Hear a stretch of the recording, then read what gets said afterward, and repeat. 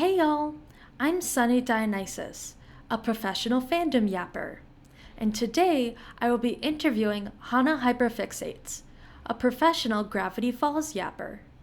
You might know Hana for their in-depth Gravity Falls analysis videos, or maybe even their recent analysis of Shadow the Hedgehog.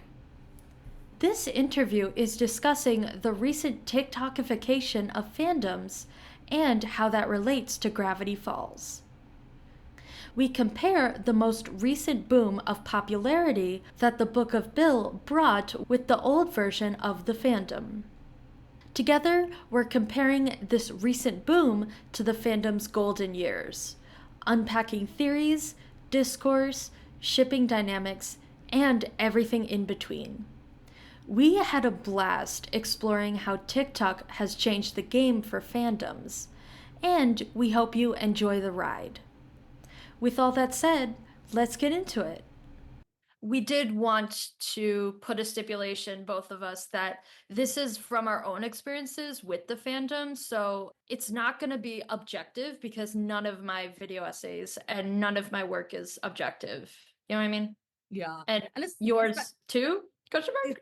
I think. no, what are you talking about? I have the one and only true fandom experience, and everyone else is a fake fan. I didn't want Uh, to speak for you. yeah, everyone else is lying. Uh, Our theories on Gravity Falls treated with more or less seriousness today or in the 2010s. What is one main difference you see in theory crafting now and then? the biggest stipulation is that it really depends on what era of when the show was running.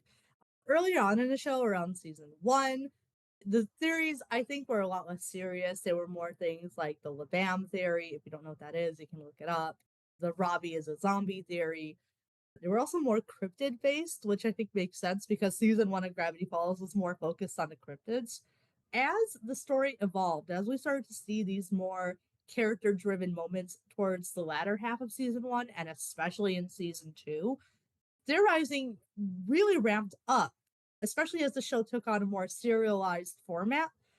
The theories in turn started to reflect that. They started to become more focused on the direction the story was going, on who was the author, etc. What you're saying is the fandom mirrored more of the serious tone that the series took on later on. For sure. It definitely started to reflect the tone of the series overall. As the show started to take the serialized format of Gravity Falls more seriously, the fandom did as well. I will also add that towards the second half of season two, especially after the big plot twist happened, a lot of the theories were more focused on specific characters and character motivations. Basically, in the vein of insert characters end up being evil. Insert character here is going to end up being a monster. Insert character here has secretly been working with Bill. Dipper's been possessed by Bill this whole time, so on and so forth. And those theories, I think, were one, the fandom's way of trying to get ahead of another plot twist, since, the plot twist of the author being Stan's long lost twin brother in another dimension ended up being so, I think, bombastic in the fandom, and, just kind of set ripples throughout the way we responded to the show after that. But also just because that was really the biggest focus after Talented Stands, after we got this deep character drama. I think that was what the fandom then in turn responded to. The fandom really responded to the ways that the show kind of focused. And that was really reflective in our theories. As far as the theories that we see today, I think those are much more reflective of fitting things into post canon, if that makes sense. Definitely. So, would you say that theories are more canon compliant, but also character focused rather than canon speculative and more plot focused? I'd say it definitely trends that way, but Hmm. because the Book of Bill leaves loose ends pertaining to Bill Cipher, it definitely gives the fandom something to chew on. So there is still a healthy, speculative nature, but it's Yeah. all applied towards that, towards Euclidia, towards Bill's parents, towards Bill's trauma, because that was what was most recently fed to us, and that's what the fandom, at least that is focusing on, that kind of theorizing That's what they're responding to, I think. But that's also just, the nature of a series that has ended. By nature, there are going to be less theories speculating on how a series is going to end after it's already ended. That's very true. I think that the theories lending towards Bill are more about his backstory and more about either humanizing him. Actually, it's mostly towards humanizing him from what I've seen. What do you think? Because he's my silly little meow meow. He's my Blorbo. I'm going to say this, all right? Yeah. So, well, I've seen the occasional post that's like, Hmm. Bill is actually a silly little meow meow victim. Okay, I yeah. don't think we should conflate. Now, this is Yeah. going to give it into discourse, but I don't think we should conflate people trying to like work out the details of his backstory and maybe flesh him out Hmm. more as a character with people thinking Bill did nothing wrong and that he's just a silly little meow meow. Well, I do think that by the nature of fan art, and especially people who are kind of treating the series more lightheartedly and having more fun with it, there are going to be these incidental portrayals in the process where Bill is a bit less serious, and we're meant to take him less seriously as a threat, as an abuser, as a perpetrator of horrific things. I think that when we say people are humanizing Bill, the Hmm. question then is, are people fleshing out the character and trying to give more context to the decisions he made? Or are they saying Bill did nothing wrong? Because I think, at Yeah. least from what I perceive, aside from a couple exceptions, it's more the former and not so much the latter. But Yeah, also, I I'm not everywhere all at once, so who knows? Based alone on the fact that I was on Tumblr and I still am for the vast majority of my time in the fandom, Tumblr, especially back in the early 2010s, was a very make your own bubble kind of experience. You crafted your own algorithm based on the people you followed, and you really wouldn't see anything beyond that unless you went into the tags and really dug for someone else to follow. So, as a result, if my experience had a lot of discourse in it, or had a lot of theories in it, or had a lot of fun comedy, slapstick about Bill in it, that was because I was following people who reflected those things. And while I did tend to follow a lot of people who were very big in the fandom and who were big names in the fandom, and as such, who kind of swayed the direction that the fandom might have been going overall, I don't think I could say that my Tumblr experience is the Tumblr Gravity Falls fan experience. And I want to be very clear about that. on TikTok, you can't really form your own algorithm because the algorithm is kind of set already for you. You know what I mean? There are Yeah. very specific posts that will gain traction. There are very specific topics that will gain traction, Yeah, and it's a little bit hard to stick to one group of people. that makes sense. Yeah, I believe it. Yeah, that's probably completely different, just like environment too. Yeah. I'm not very active on TikTok. I have a Mhm. TikTok account and I look at funny TikToks that are sent to me, and occasionally I will scroll on a tag on TikTok. But Yeah. I'm not one of those people that goes through my For You. I just don't. I Fair. observe from the distance and I consume my TikTok through like a layer of filtering, some quality control. You If have it's a been reposted strainer. somewhere, then I'll watch TikTok. That's great.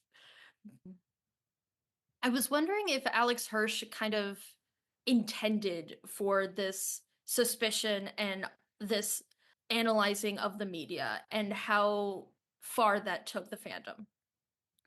I think that, like I said, a lot of the theories, especially towards the latter day of fandom and Tumblr, and I think now on TikTok, a lot of it is character analysis and a lot of it is character diagnosis and character queer headcanons. I think just by nature of the kind of show that Gravity Falls is, it is it is genetically engineered in a lab by scientists in white coats to be something you hyperfixate on. It is meant to be the kind of show that you look at tiny details, that you pause, that you rewind, that you watch in reverse. What the fuck? Like they want us to really, really, really absorb every tiny detail and kind of be paranoid when we're watching it. They want us to be like, wait, was that something in the trees? Wait, pause. Is that something in the background?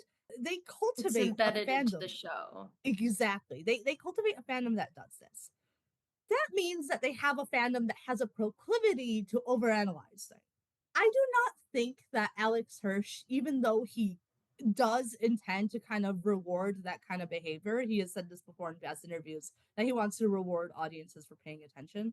I don't think that he ever imagined that it would become, say, psychoanalyzing old men for multiple hours. And I say that as someone who is guilty of psychoanalyzing old men for multiple hours. You I'm are not looking in like, the mirror. I think this was a disclaimer, and I think hour 3 or 4 of my Ford essay, where I'm like, I am aware that like the projection and the analyzing and the theorizing that I'm doing, I'm not going to go out of my way and say this is intended. This is what Alex said. Alex Hirsch told me himself that Stanford Pines has PTSD. Like, I'm not doing that because that didn't happen. And that didn't happen to any of us, you know. Go ahead. I have watched every single second of it, and the viewer, you, needs to. The viewer, the 200 people that are gonna watch this, Yeah, are you listening? Do you absolutely. have plans on Saturday night? No, you don't. Cancel it. Friendless. Watch my videos. Literally. That goes for me too. My 10-minute I'll fucking video. cancel my plans and rewatch it. I'll do it. I don't think Alex intended this. Do think that, like, while he has embraced it as part of the fandom, I definitely, at least from early interviews and kind of the way that he's talked about it, I definitely think it took him off guard. But then again, before the 2010s, I don't think that fandom spaces, at least not in animation, were really doing this. This kind of speculation existed a lot in the more adult fandoms. Like, I know it definitely existed in, say, the Star Trek fandom. A lot of just like speculating on character motivations, etc. But that fan base skews older. I think I should also say that Tumblr's fan base has also skewed older, just based on the virtue that Tumblr isn't getting a lot of new viewers and a lot of new Mhm. people. Yeah. Some people are coming from Twitter, some people are coming from TikTok, but there's not a massive influx of people coming in like there was in the 2010s. Some people are coming from their caves and It, underground. yeah, basically. They're coming out of their cage and they're doing just fine. TikTok's audience skews younger. I think Yes. that Reddit's audience skews younger, Mhm. at least in the Gravity Falls subreddit. I I think agree. TikTok, again, I'm not really on there, but the people on Tumblr who I follow, at least a lot of them have been there for years. Meaning, Yeah. when they joined the fandom in the 2010s, when we were all kids and teenagers or in their late teens, you know, now we're in our 20s and 30s. Like, we have Yeah. evolved past this. As someone who was barely turning into an adult who was a late teen when Gravity Falls started, I'm 30 now. Yeah. I Literally. I'm old as balls. At least I'm by almost fandom. 23. For the viewers knowledge, I'm almost 23. I'm old too. I'm just so you guys know. Yeah, uh-huh. Me too, guys. Yeah. I mean, but a lot of like the Tumblr base, like you're on Tumblr. Um, No, I don't you're think I am. you're not? Well, in the sense that, well, like I think I have an account. I don't really go Oh, but on you're it. not in the fan base there. I'm Interesting. not in the fan Are you base. I'm TikTok so or sorry. Twitter? I'm on Blue Sky. I couldn't take it anymore. Fucking Blue Sky. No one's on Blue Sky. Shut up. I'm on Blue Yeah, Sky. you and Fuck 7 off. people. I No, also have like a Blue Sky account, and I just want those to seven say, people, those seven motherfuckers are my friends, and they oh, like my I posts. I love that for you. I'm also on Blue Sky. Follow me on Blue Sky. But Oh my like, God. but there's like Like, no, give me no your one. Blue Sky. Yeah, it's on Hyperfixate, so you can find me on Blue Sky. I looked for it, What the fuck? bitch. When did you look for it? Because I made an account like 2 months ago. Oh, damn. I looked for it a while back. When you Yeah, shouted no. me out on Twitter, I'm like, do you have a Blue Sky? I don't want to go back to Twitter. Oh God. Yeah, but like, sorry. Um, No, it's okay. 23, I think, is still relatively young, at least by this fandom's metrics. Because Yeah. again, fandom started 2012. Like, Yeah. you're still young compared to, I think, a lot of the fans that I'm friends I'll with. follow you on Tumblr. I'll try to use it more You don't because Blue have Sky is kind of dead. don't No, no, no, no, no. heed my warning. Do not enter Tumblr. Abandon all hope, ye who enter there. It's me and 5 other 30-year-olds bickering about Ford in the corner. Like, it's really fine. What if I would like that? What if I No, I need you to bicker about Ford elsewhere. Go to the far reaches of the internet that I am not. I can't be everywhere. Go, my disciple, and spread the word. What I was saying is that like the age range and the demographic skews differently on different social media platforms, at least based on what I've seen. And while there is still theorizing on TikTok, a lot of theorizing they're doing, which is like character analyses, analyzing of like abuse patterns and characters and things like that. Analyzing abuse patterns, whether or not characters have PTSD, whether or not characters have BPD or NPD or insert cluster B disorder here, all of that people on TikTok are doing now at a much, at least from what I can tell, younger age than the fan base on Tumblr was. I think that by the time the show was ending, a lot of the fans on Tumblr were in their much later teens, early 20s, to mid 20s in some cases. And a lot of the fans on TikTok making those same theories and making those same points are like 15, 16, 17. That being said, the interests of younger fans and older fans have always been different. Like the young fans on Reddit, yeah, they just care about Dipsifica. Like, literally. there's As they a big should difference. Yeah. for There's them. no wrong way to be a fan, you know? Yeah, exactly. Exactly. There's no wrong way to be a fan unless you disagree with me. Yeah, in which case, fuck you. We're keeping that. That's great. Do you think discourse has evolved or devolved in the landscape of short form content? Did fan discourse and arguments become more frequent when the seasons were spaced apart? And how does that contrast with the sudden drop of the Book of Bill? The short answer is that discourse has always existed and will always exist as one of the few constants of the universe. It's just basically same shit, different place. Yeah, this Now, is the the shorter question. yes, the flavor of the discourse I think has changed just because during the run of the show, a lot of the discourse, like I said, was based on theories about who was going to be evil, who was going to be secretly a demon this whole time, who is secretly working with Gideon, working with Bill. Who is Bill actually? Is Waddles Bill? Who's to say? It's a lot of, but I think also because people had these theories that were often rooted in hyperanalyzing the actions of characters that they liked and disliked or projected onto or did not project onto, it would very much become very impassioned. The theory that Ford was evil and or working with Bill and or was going to try to kill Stan, I think it exists. It had a healthy following on Tumblr, at least in 2016, from what I remember in my circles. The fact that I saw it is really my own fault if you think about it. Like that theory, if you disagreed with that, you might go, well, I don't think that this action is abusive. Well, now you're not having a conversation about Ford. Now you're having a conversation about abuse. And Yes. people have very real, very raw experiences and feelings with abuse. Yeah, watch my video. We'll Go save watch the the video plug for the for whole the thing. but yeah, it would very much, people have very real and very raw experiences with abuse. So of course, conversations abuse would feature very high running feelings. People would care a lot about that. And it would become what I call the discourse, what I call the cesspit, what I call Yeah. hell. And that still exists today, I think. But I think that by nature of the show still being on the air in the 2010s, people would watch and then they would go, well, in a week, I bet I'll be proven right.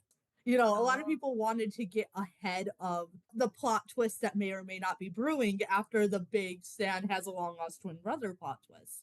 And so they would speculate, yeah, Ford's going to be evil. I called it. I always knew it. A lot of the comments you would see on a lot of posts was, I I have the never receipts. trusted Ford. I always knew he was a son of a bitch.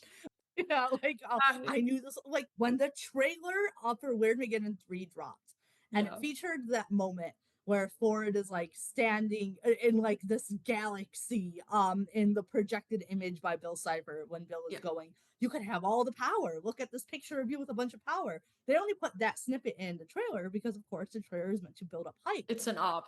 Yeah, but what It's that a psyop. it was a psyop. I mean, me watching that, I was in my 20s when that aired, and I was like, yeah, obviously this is bullshit.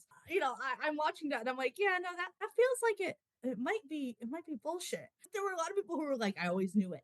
Wow, Ford's evil. If you go to the YouTube comments on that video, like on the trailer, like from 7 years ago or however The long ago it was, receipts. you'll see it. Like the comments exist. In my Ford video, a lot of the Ford is evil. I knew Ford was going to be evil. A lot of those screenshots came from those comments. I talk about it in the video because it's just so many people saying Yeah. that they always knew it. That was a lot of the flavor of discourse on Tumblr at the time, wanting to prove other people right. So not only were you right about this character, not only were you right about the nature of abuse and this Disney cartoon's depiction of abuse and what this Disney cartoon is trying to say about abuse, but you were right just on a theory level of I was right and you were wrong. Looks like I was correct this entire time. And while I do think that exists on TikTok as far as like analyzing characters and discourse about characters, it doesn't have that same timeline to it. Where in the hiatuses, like the 2 or 3 weeks or the 1 week between episodes, passions would get so hot about it. I did want to say Alex Hirsch did 2 interviews near 2012, 2013. One of the interview was from an official news site, one was from Reddit. It was around the same time. And it was so funny because he lied. He lied in the professional interview. No, I'm serious. What did he say? What interview?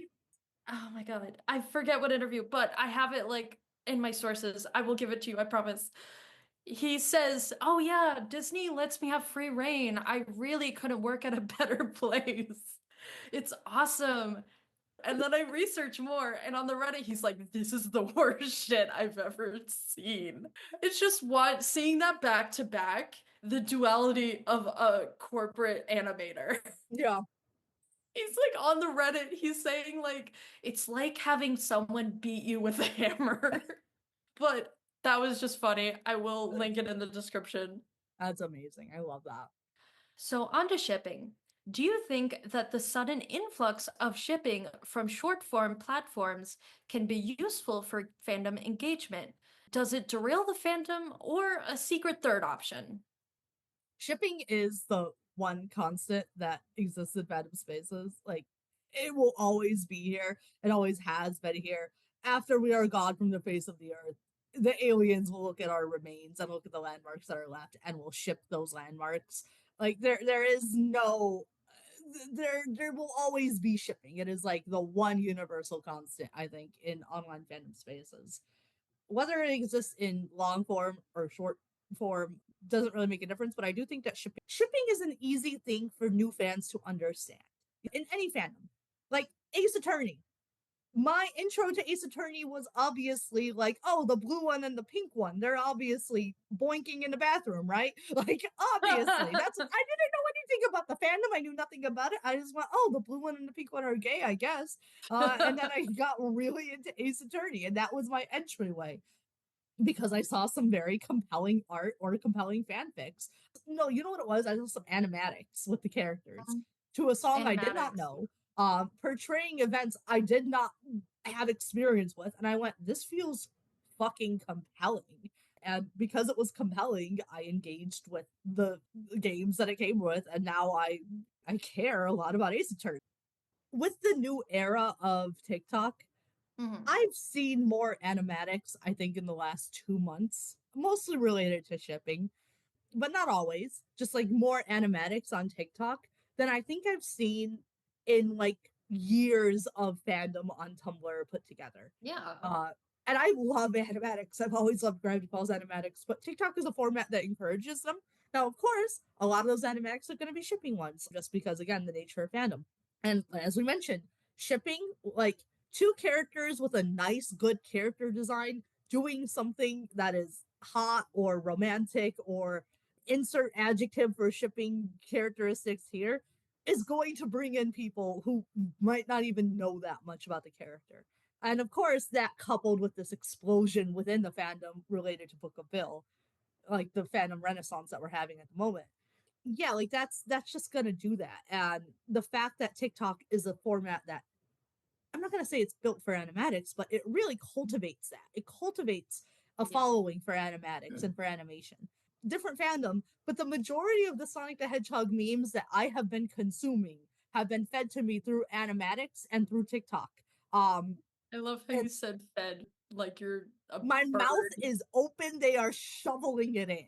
I said fed and I meant fed. Like, I love Sonic the Hedgehog content so much. I care so much about Shadow the Hedgehog right now. It's like on par with how much I care about Stanford Pines. And my You body should, of work on YouTube does not reflect that, but it is true. the viewer, the 200 viewers watching, watch Hana Hyperfixate's Sonic video because it is very good too, and I Oh, have watched it. thank you. Well, I I am watched that one. clocking in. I appreciate you watching it. That is the primary stuff I'm getting. Now, is some of that shipping stuff? Is that some of that Sonado? Yeah, so some of that Knuckles X Rouge, of course. Like, of course I'm like engaging with the ships that I think are fun or interesting to me. Yeah. But I think animatics in general, they do a good job with that, and TikTok is great for that. I believe that answers my questions, to be quite fair.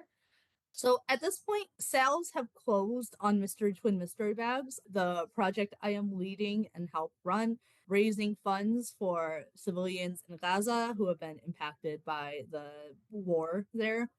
Even though sales have stopped on the storefront, there's still a Ko-fi account where people can buy digital goods like emotes and wallpapers or just make a donation. And after we finish manufacturing items, 100% of the proceeds are going to go directly to the Samir Project, which is the organization that is going to be providing food, medical care, clothing, tents, etc., to people in Gaza. So if you would like to check that out, I would really appreciate it. It will be at the top of the description, and I actually provided some small artwork. That's how I got connected with Hana in the first place. And Sunny's artwork is amazing. Oh, thank you so much. Yeah, I'm plugging Sunny now. The tables have turned, bitch. It's your turn. It's your turn. But thank you guys so much, and thank you so much, Hana, for doing this. I really appreciate it.